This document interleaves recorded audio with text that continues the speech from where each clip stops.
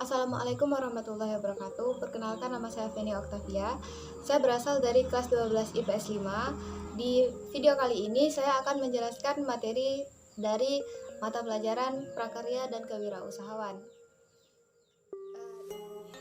Materi yang kita bahas kali ini yaitu pada bab 2, yaitu tentang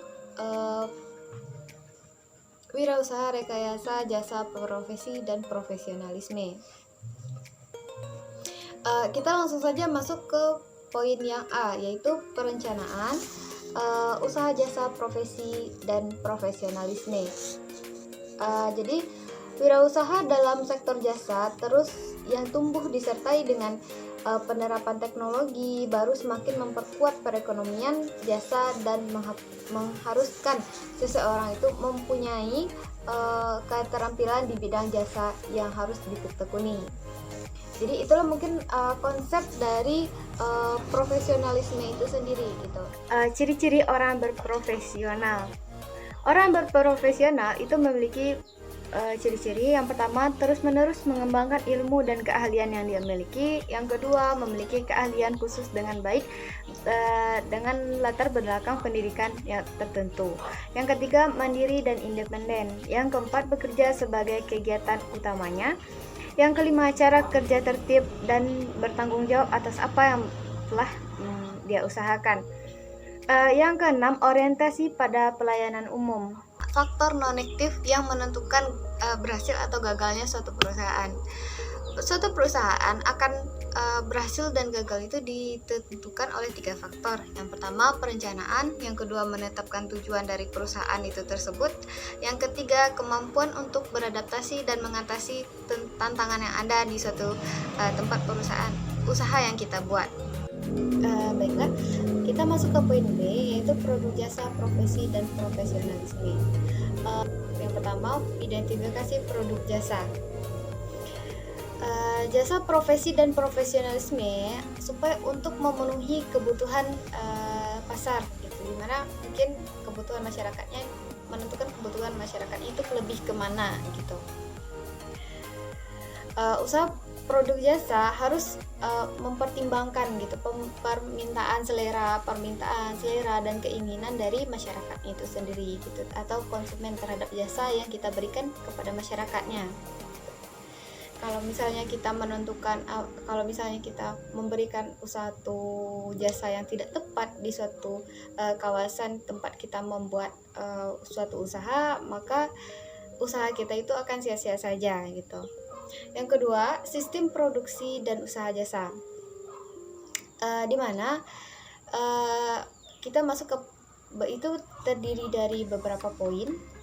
Poinnya itu ide dan peluang usaha jasa, profesi, dan profesionalisme. Jadi kita masuk ke poin yang kedua, yaitu sistem produksi usaha jasa. Nah, dari sistem produksi usaha jasa ini memiliki poin lagi. Poin yang pertama, ide dan peluang usaha jasa, profesi, dan profesionalisme. Nah, ide, peluang usaha yang dibuat oleh usahawan itu harus dibangun berdasarkan kreativitas dan motivasi dari usahawan atau usahawan tersebut gitu. Dan maksudnya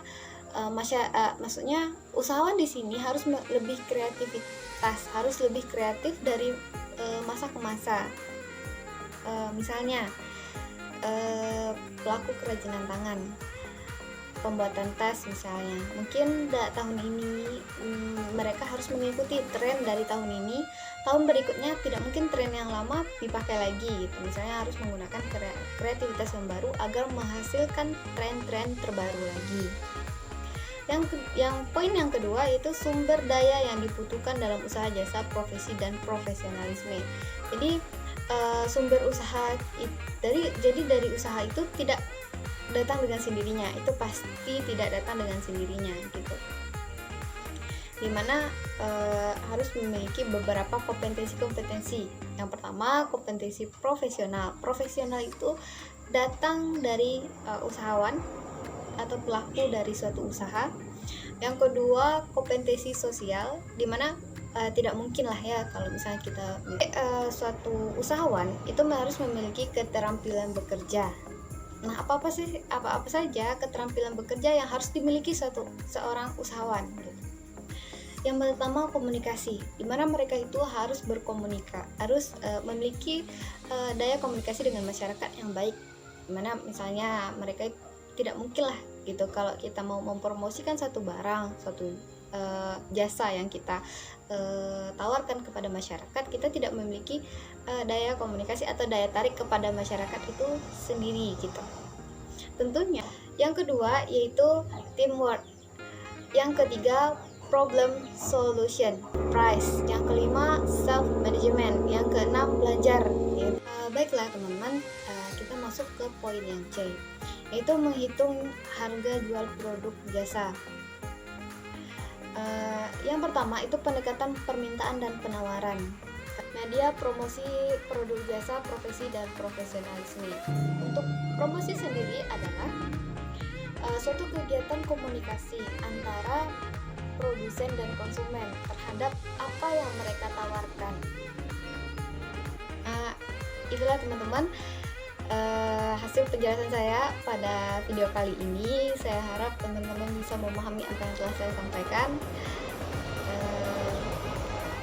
Tunggu video saya berikutnya. Jangan lupa menonton, jangan lupa di like.